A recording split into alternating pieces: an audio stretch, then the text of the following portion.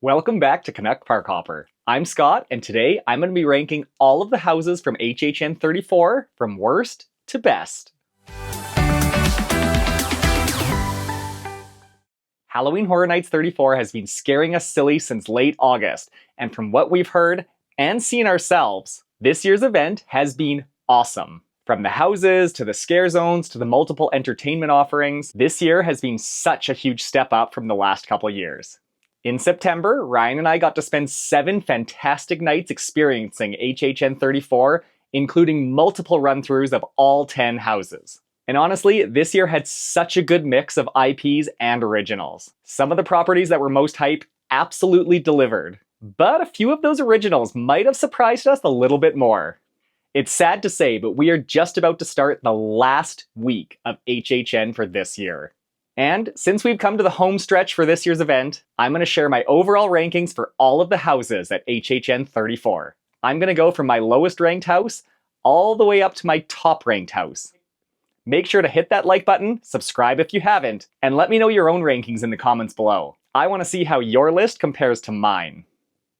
Before we go through my overall rankings, let's go over my blind rankings, based solely off the house descriptions, before the event even kicked off. So for my blind rankings, at number 10, I had WWE Horrors of the Wyatt 6.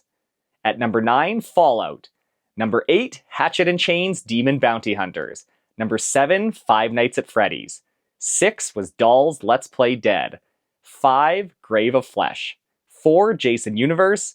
3, El Artista, A Spanish Haunting. 2, Terrifier. And my number 1 blind ranked house that I was most excited for was Galkin, Monsters of the North. Well, I can tell you my list definitely has some changes. Before we get into my actual rankings after having been through these houses, I do want to preface by saying that this was very hard to do. All of the houses were awesome this year, and even though some of the houses I have ranked lower does not mean at all that they were a bad house. In fact, I think any of the houses would placed in my top 5 if they were part of last year's event. Also, and it goes without saying, but these rankings are in no way a reflection of the scare actors in each of the houses. They were all fantastic and really helped bring each and every house to life. And it's always a good reminder that my rankings are completely subjective. I rank the houses based off scariness, immersiveness, set design, the whole shebang. As I go through my rankings, I'll help explain why I ranked them where I did. Okay, let's begin. Let's start with my number 10 ranked house. At number 10, we have WWE Horrors of the Wyatt 6. Now, this one went in as my blind ranking number 10 house, and it didn't move positions. To be honest, I will say, it was a scary house. I liked it. The scare actors were so aggressive in it. The costumes were creepy. One of the biggest reasons why I listed it at number 10 is I'm not a WWE fan. I did zero research on this house. I don't know anything about the Wyatt 6, so the storyline meant nothing to me. I still found it creepy, which was awesome. I like a creepy, cool house. It gave me very Triplets of Terror vibes, which is awesome. I do like that. But I did find some of the sets lacking. Maybe I just didn't understand them myself. But there's nothing really scary to me about like a room full of TVs. The scare actors really made this one as good as it could be, but for me, it was my bottom ranked house. Next up at number 9, and this one is probably going to come as a shock to some of you because I know some of you ranked this your number 1, but I had at number 9, El Artista, A Spanish Haunting. It's funny too, because going in, I was very excited. I had this ranked at number 3 in my blind rankings, so that was a big drop down. I will say it had the best facade of any of them. That house was amazing. And going through the house was very cool. The set design was obviously beautiful. We personally just never really had a good run in it. We went through this one multiple times and it was good. We didn't see the flying gargoyle on the track till I think our last run through. That was cool. It honestly helped it a little bit more in our rankings, but it wasn't our favorite. We enjoyed it, but there was obviously 8 others that we enjoyed more. At number 8, I had Dolls Let's Play Dead. This house was fun, and it actually was kind of scary. I compare it a little bit to Major Suites from, was that last year or 2 years ago? Very cool, very neat sets, very cool costumes. I found this one scarier than Major Suites, which is why I think I like it a little bit better. Was it anything amazing? No, but it was fun. I enjoyed going through it. I really enjoy the aspect of shrinking down to toy sized and then having these weird creature toys come out at you. Lila's creations were awesome to see. I did get scared a bunch. We had a good run through of this one. We were the only ones, no one in front of us, no one behind us, just by chance. And it allowed us to hit every single scare. So that was awesome. I really did enjoy it. Was it my favorite? Obviously not. I have it at number 8, but it was a good house. For number 7, I put Fallout.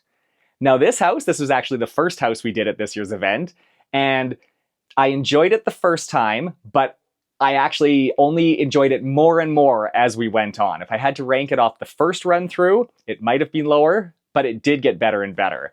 Maybe my eyes were also slightly adjusted. We did this one during Stay and Scream, so it was still light outside, and then going into the house was quite dark. Other run-throughs, we did it later at night, so it could have been better for that reason. Now, the sets were cool. I really liked the costume. I've never played the game myself, but I did watch the show, so I kind of knew what was going on. Seeing the ghoul at the end, the giant robot thing was very cool. It was fun. I really liked this house. There are stronger IPs. There are scarier IPs. I really value scariness in houses. So this one was neat to see. I enjoyed doing it multiple times. But if I only could choose 5 houses to do, this obviously would not have made that list. Number 6, I have Grave of Flesh. Now this house is right up my alley. I loved the theme of this house. Going into your grave, that entrance was very cool. When you look up and you see the gravestone, you understand you're in the grave, and then you go into hell, and then all these demons come out. Very cool, very scary, very interesting to me. I did like it. Awesome jump scares. I did appreciate as well that this one was right beside Terrifier, and Terrifier always had a longer line, so this one didn't feel as long. So that was also has nothing to do with the house, but it helped, we'll say. The one criticism I have for this one is it did feel very one note. I know they did switch up the hells we were in, as if you were going through different levels of it, but it was still, you enter your grave and you're in hell. Now, was that a huge criticism? No, because it was still scary. I still enjoyed it, but that would be my one thing why it didn't get ranked higher. At number 5, I have Five Nights at Freddy's. Now, this is one, I'm not a huge fan. I've never played the video games. I think I saw the movie once. I kind of knew what it was, but I don't really know anything about the lore of it. I wasn't looking that forward to it, and I gotta say, I was blown away. Was it scary? No, but it was potentially the coolest Halloween Horror Nights house that I've ever been in. Just the animatronics, that first room, you really feel like you're in a Chuck E. Cheese / Freddy Fazbear diner. And then going through the workshop and stuff, seeing all the animatronics, having them all come out and kind of in further stages of degradation as you go through was super cool. If you missed the scares, this one would be a very boring house. Luckily, we got to do this one a couple of times, and every time we managed to, I think, hit 90% or 100% of all the animatronics coming out at you. So that was, it really made the house. It was very cool to walk through this one. And like I say, it wasn't our scariest. We really value scariness in houses, but we did just keep having to do this one over and over because it was so cool. At number 4, I have Gulkin, Monsters of the North. Now, if you remember from my blind rankings, I had this one as number 1 in my blind rankings. So number 4 kind of feels like a big drop down, but it's only because the 3 ahead of it are so good. I really did like this house. I found it super cool. I liked the theme of this one as well. And I had some awesome scares. So we did this as our second house in the first night right after Stay and Scream. We did Fallout and then jumped right over to this one. And Fallout was cool, so maybe doing this one right after was just like, okay, that's what I wanted from a haunted house. Scary, huge, cool set designs, like the burning straw man thing. And then the skeleton, whatever, Gulkin thing was just awesome. So cool, great costumes, sets were just so good. I loved this one. If this one were part of a different year, maybe not last year because Insidious was so good, but it could be my number one. Or even with Insidious, this one could have been my number two. So that just tells how good the next three houses were for me as well. Now, my number three ranked house in the bronze medal position was Hatchet & Chain's Demon Bounty Hunters. Now, this one came as a surprise to me. I honestly didn't have high hopes for this one. It being a subsidiary from Slaughter Cinema 2 last year, it was fun going through there. It was cool. I thought it would be neat. I loved it. The set was cool. It had my second favorite facade right behind El Artista, and I do like that this one was out in the open so you could take some pictures and videos. Very cool to walk into, and then just the theme of the Old West was so cool. The demons chasing you through it, the hunters defending you, we'll say, as you go through it. Very good. This was also one that we just by chance had our own run through of it. No one in front of us, no one behind us. And I think that's why it's so high on my list, because that run through was everything. It was so good. To hit every single scare was awesome. I loved this house, and I would love if they did a part 2 of it. It has me more excited if they bring back any other properties from Slaughter Cinema 2, now that I really know that they can do something very cool with it. So we'll see what comes in the future, but this one definitely deserved my number 3 spot. At number 2, I had Jason Universe. I will start off by saying that this is the best house that they've ever had in the Fast and Furious queue. Usually this one has anything from stinkers, Chucky, to okay fun houses, Major Suites, but this one was so good. It was scary, it was fun. That last hallway, I know some people that put more emphasis on theming ranked this one lower. The beginning, the first half was very themed, very cool, going through Camp Crystal Lake. It was fun. And then when you pass through the giant hockey mask helmet and go into the gauntlet, was the theming great? No, but the scares were so good. It really reminded me of Insidious last year in the red hallway. This one now, you're just walking through and Jasons of different eras are jumping out at you, high, low, from both sides. So good. This is one that we had a couple long waits in, but totally worth it. So much fun to walk through this one. So many good scares, which is, as I mentioned, what I value, I think, the most out of all of it. It could have easily been my number one, except for my number one, we just had the best run-throughs, so let's get to it. At number one, if you were keeping track, you know, was Terrifier.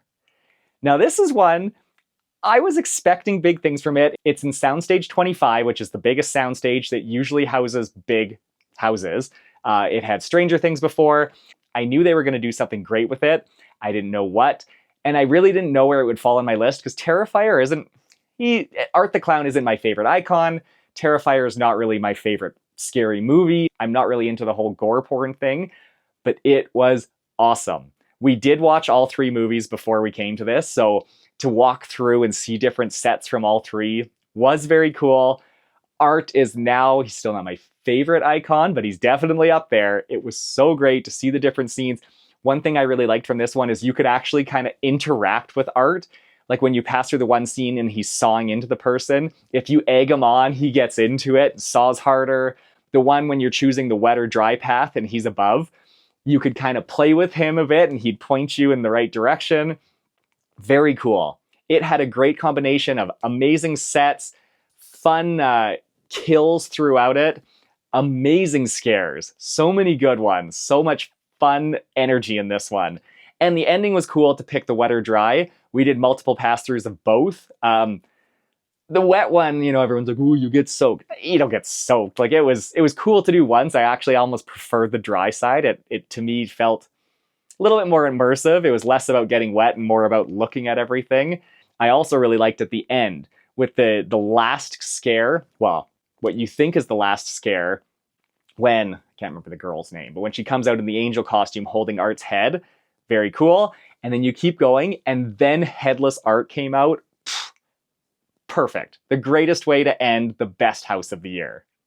And there you have it. There is my complete ranking list of all of the houses at this year's HHN. So, what do you think? Do you agree with me, or am I completely out to lunch? What was your favorite house? What was your least favorite house? And what's your full ranking of all the houses? Let me know in the comments. I would love to know, and I'd love to chat about it. Thanks for taking the time to watch this video. If you enjoyed it, please give it a like as it really helps the channel grow. And please subscribe so you never miss a future video. Also, if you haven't yet, please follow us on Instagram for more theme park content. Thanks again for watching, and I'll see you next year in the fog.